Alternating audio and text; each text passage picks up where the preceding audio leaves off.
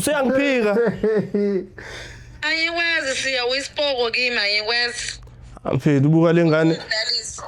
Athi ungenza so mfethu. Yenzakala ukuthi ukathola nesibhoko yazi.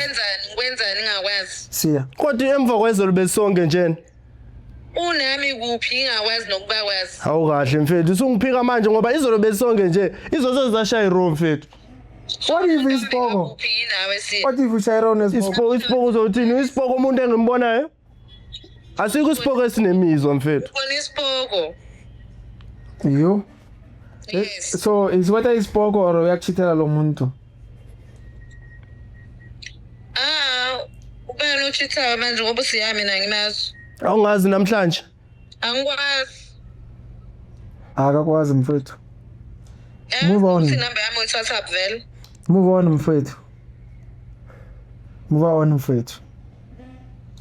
Esomjida ngiyaku-advise ukuthi move on. Ngiyaxolisa for ukuthi izinto end up in this manner right now, in this way, in this situation.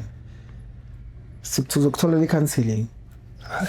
So ungitshela so le mali engayikhiphayo mina ngayehluleka nokuthi ngikhokhele rent kumina endlini ngikunikeza usithi wena uyokhokhela uma wakho uyagula esibhedlela bekungamanga kuphela. Khohlwa ngemali siya ngoba asazani. Asazani namhlanje? Asazani siya. Hayi mfethu wawungiqaphaza kanjani? Wena uqhaphaza mina ngoba ufuna ungibulala. Ngiqaphaza kanjani mfethu ngikukwenzela yonke into mfethu? Ungenzela yonke into kuphi angikwazi siya ungenzela yonke into kuphi. So mina bengikugqokisa ukuthi uyochaza indoda yakho lapha ngasendlini.